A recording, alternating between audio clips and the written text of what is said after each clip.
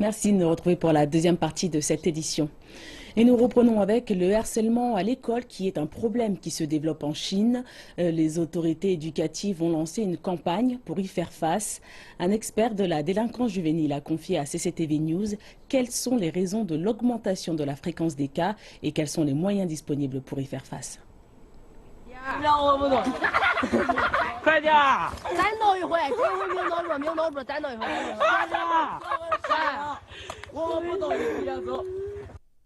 Ce vidéoclip sur internet montre plusieurs adolescents qui frappent alternativement deux élèves et les forcent à s'embrasser. Et tout ça simplement à cause de quelques griffures sur leur moto.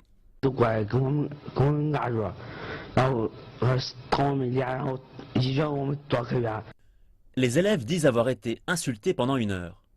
Le harcèlement scolaire se produit de plus en plus souvent en Chine. De nombreux élèves enregistrent même les incidents et les publient sur internet. Le professeur Zhang Jing a étudié la question de la délinquance juvénile pendant 30 ans.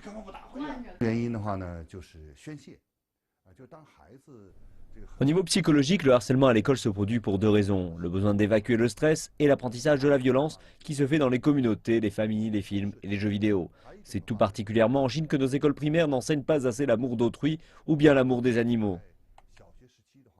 Le Conseil d'État chinois a publié une circulaire pour lutter contre le harcèlement à l'école primaire, au collège et dans les écoles professionnelles. La campagne va se concentrer sur la santé mentale et la formation juridique des élèves. Mais le droit pénal chinois ne punit pas les mineurs de moins de 14 ans. Et ceux qui ont entre 14 et 18 ans écopent de peines légères ou atténuées. Le professeur Zhang dit que d'autres options sont envisageables. Je pense qu'il n'est pas nécessaire de les mettre en prison. Au-delà de la dissuasion, nous pouvons les punir en leur imposant des études contraintes, des restrictions et même du travail forcé au sein de la société civile.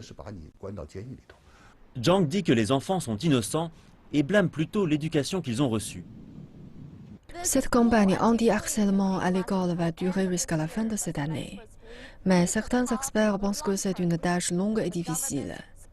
Le gouvernement, les écoles, la société et les familles devraient travailler main dans la main pour aider la jeune génération à développer un caractère sain.